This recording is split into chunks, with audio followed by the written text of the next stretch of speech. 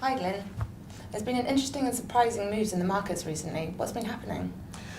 Yes, it's been quite a change this year compared with the conditions we saw in 2013, except for emerging markets, which I think has been the sort of the dominant force in what's been driving markets so far in 2014.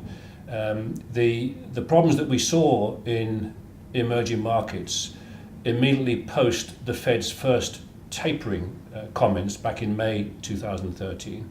Those problems about reduced dollar liquidity impacting particularly on those emerging countries with big current account deficits and therefore needing to draw in liquidity, those have come right back to the fore again with a vengeance.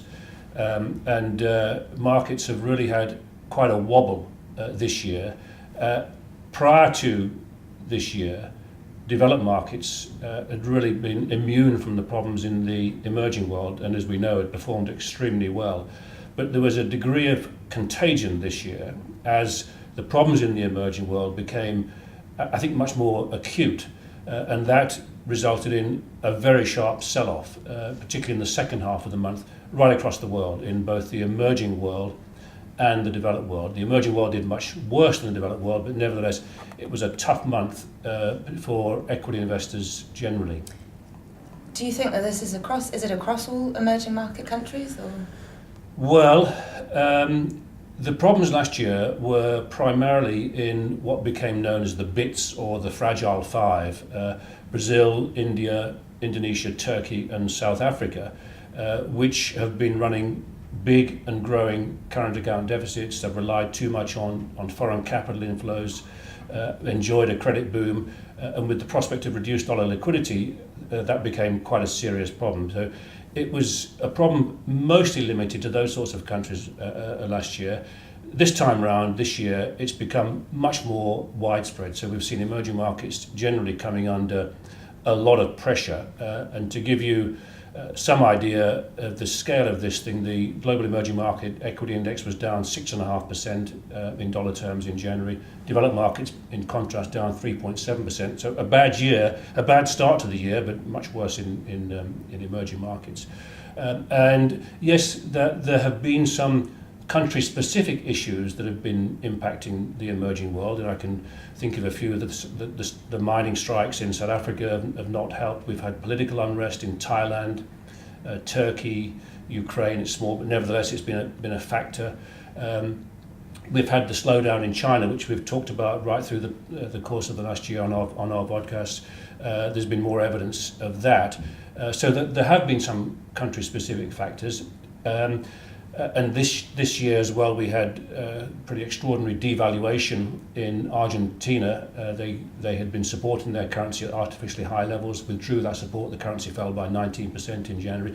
So yeah, country-specific issues, but the broad picture is generally of a slowdown in growth in the emerging world, a recognition that the free flow of excess dollar liquidity is going to slow down, and that's going to make life much more difficult for emerging countries which have been reliant on excess flows of dollar liquidity, cheap credit for a credit boom and for financing deficits. So that's the real important factor that's been driving this. And what it then resulted in, on top of what we saw last year, which was weak currencies in the Fragile Five, it actually, we saw in January, weak currencies across much of the emerging world. So yeah, the South African rand fell another 5 or 6%. The Turkish lira, which had been a problem, fell another 5% or so. But we then saw the Russian ruble fall 6.5%. The Hungarian forint, which had not really been caught up in this to date, falling 6 or 7%. Other currencies across Latin America falling quite sharply. So this has become a much more widespread issue now. And in response to that, quite a number of countries in the emerging world started to increase interest rates. Through the course of last year, we'd seen India, Indonesia, Brazil increase their interest rates to try and protect their currency, because of course a weak currency has inflationary implications and they want to avoid high levels of inflation domestically. But this year we've seen quite a few more raising interest rates, and in the case of Turkey, real big problem, they doubled their interest rates from 4.5% to 10% overnight. So it demonstrates the scale of the damage that was being caused. So This has been some pretty significant widespread moves across the emerging world this year. Thank you, Glenn. You mentioned the dramatic moves in currencies. Against this very difficult background, we saw a rally in government bonds. Do you see this trend continuing? I don't. It might continue as we go through this risk-off period, and judging when this risk-off period ends is pretty difficult. But it's fair to say that markets were overdue a corrective phase, and we certainly were more cautious going into this year, as we said in our vodcast a month ago, given the extent to which developed equity markets had performed so well. But to us, safe haven government bonds, which, as you say, did well in January, safe haven government bonds look to us still to be seriously overvalued. What happened in January, if you take the 10-year US Treasury as probably the best sort of barometer of what was going on in safe haven government bonds, they went into the year with yields of a little over 3%. They fell to below 2.7% by the end of January. So we had a very good return from that asset class, and that was matched by other safe haven government bonds. But that to us still looks pretty expensive. And if we're right about our expectation that we're going to get a gradual improvement in economic growth in the developed world, that the developing world will begin to stabilise as we get into the second half of the year, and we will certainly continue to get further tapering by the Fed, then we think that safe haven government bonds remain pretty expensive. Yes, they produced a return of nearly 2% in January, but we think that will be exceptional. So we still feel that there are going to be much better returns in the fixed income sector outside government bonds, and as we go through this year in equity markets. Thank you. Aside from the mini crisis in the emerging markets, is there anything else going on the economic front? Yes, I think what I would say generally about what's going on in economies is that, if anything, the data coming out at the moment is slightly on the disappointing side in the US, but I'm not overly worried about that because there's been a horrific winter in North America, as we all know, the polar vortex, I think they call it, and that's certainly having an impact on important industries like house building. So the numbers coming out on big sectors like that have been quite weak. The employment numbers have been disappointing, but again, I'm not overly concerned about that. I think that's a weather-induced problem rather than signs of a sort of slowdown in this economic recovery.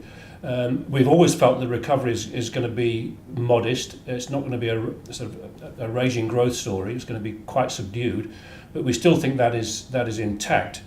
Perhaps more importantly, well, the two other things I'd say on the economic side, and more importantly, China continues to show clear evidence of a slowing in growth. We've talked about that persistently for a long time.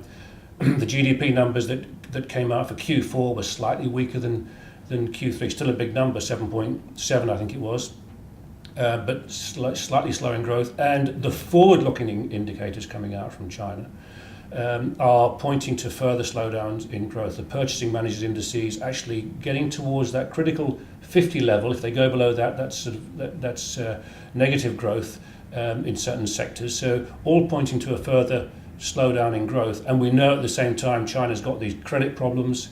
There was a particular issue in January with a trust product or a wealth management product, a sort of non-bank funding product, which almost defaulted in January and caused the People's Bank of China to pump liquidity into the market. It wasn't a very big issue in itself, only $500 million, but nevertheless it was indicative of the fact there are credit issues in China. So on the economic front, China's slowing down.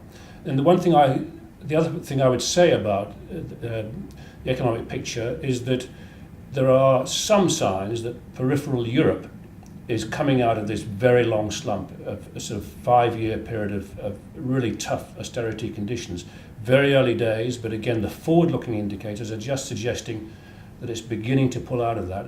And interestingly, although nearly all equity markets were down in January, understandably given the scale of what I've talked about, peripheral European markets were actually up. So Italy, Spain, Ireland, Portugal produced positive returns, and their bond markets were particularly strong.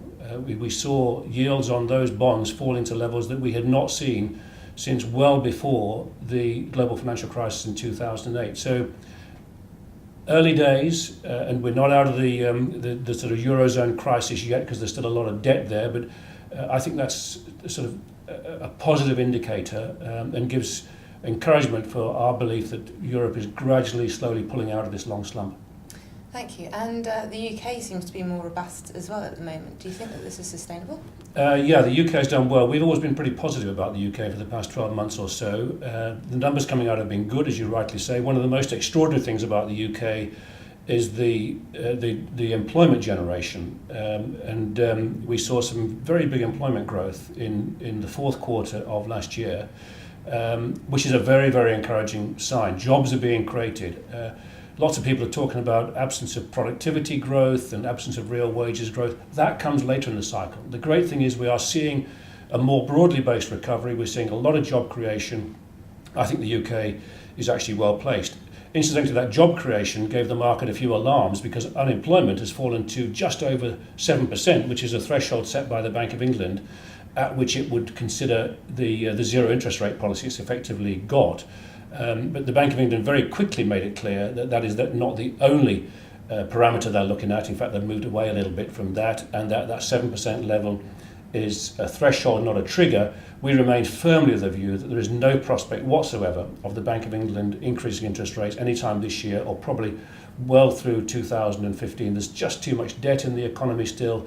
The recovery is still not sufficiently sustainable, still fragile enough. They definitely don't want to disturb that. So I think the UK economy will actually do reasonably well this year.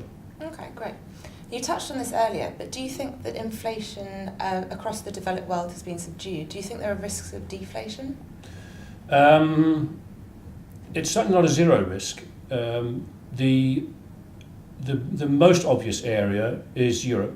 The numbers coming out in January, excuse me, were very low for inflation, down at 0.7, 0.8% across the Eurozone, at a level which I think the European Central Bank is likely to ease policy further. As we speak, the ECB is actually meeting today, but I think before too long, the ECB may well move to cut interest rates such that deposit rates would actually move into negative territory. I think they are sufficiently concerned about this lack of inflation. And I think one of the really notable features of what we're seeing in the developed world is the absence of any form of real sort of inflationary concerns, quite the reverse. So inflation is running at well below 2% in the US and Japan. It's fallen to 2% for the first time in 4 or 5 years in the UK. Helped, of course, by falls in commodity prices. Oil and industrial metals have been weak, not just this month, but for 12 months or so now. The oil price has gone nowhere for several years. That's all helpful to inflation. So I think there are concerns about deflation. And as we all know, central banks are more worried about getting into a deflationary trap than any inflationary concerns. It's much easier to control an inflationary issue than a deflationary one, Japan being the best example.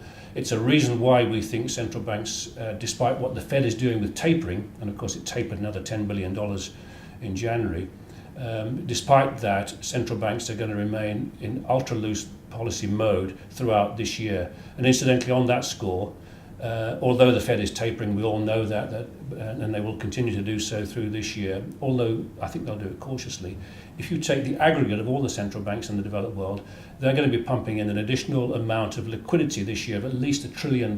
So there's still a lot of liquidity going into markets. And I think given these concerns about the risks of deflation, that policy will continue, and certainly zero interest rates for a long time to come. Thank you. After a very difficult start to the year, and we've been faced with various challenges, sorry, start that one again for anyone. Thank you, Glyn. After a difficult start to the year, and we've been faced with many challenges, where do you think this leaves us for the rest of the year? Well, I suspect that January was a surprise to many commentators. Looking back to the beginning of this year, most people, as they normally do, predict sort of continuation of the trend. So most people are pretty bullish about developed equity markets, pretty cautious about bonds. we were concerned on a short-term basis because markets had just run so hard and valuations were getting a little stretched.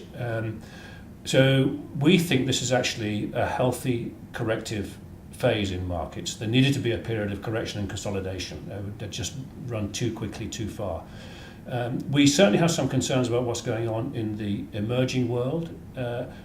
We note the way the gold price has reacted in this. For the first time in a while, the gold price has rallied. So an indication there that people are going back to what they perceive to be real safe havens, along with US Treasury bonds, of course. So we're mindful of that, and we know there are some pretty significant issues, structural issues, that the emerging world has got to overcome, this whole process of rebalancing. But we think that what has happened, this big fall in emerging market currencies, tightening of monetary policy across many parts of the emerging world, are very important parts of that corrective action. It'll begin to correct the imbalances that exist. It'll slow down economic growth, imports will slow down, exports will pick up because the currencies have fallen a long way. So as we go through the second half of this year, I think we can begin to see emerging markets actually much more stable, and certainly valuations are now really quite attractive. So I think there are going to be good opportunities, and I think in the developed world we're going to get this continuation of steady economic pickup, and not dramatic, but I think we will see that through the course of this year, together with very loose monetary policy, is a good supportive environment for markets. So we haven't changed our view. We think that equity markets will outperform bonds over the course of this year, and we are looking for opportunities in periods like the ones we've experienced now in January to add to positions in equities, and certainly in areas of fixed income like emerging market debt and convertibles, which have been hit quite hard in this shakeout and really do present some good opportunities. So we are not in any way alarmed by the falls we've seen. We think it's a healthy correction. We recognise the difficulties that emerging countries have got, but we think, as I say, we're in the process now of that healing process beginning to get better. It'll be a longish sort of haul, and there'll be quite slow growth from the emerging world this year and probably next.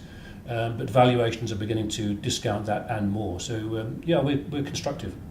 Excellent. Thank you very much, Glenn.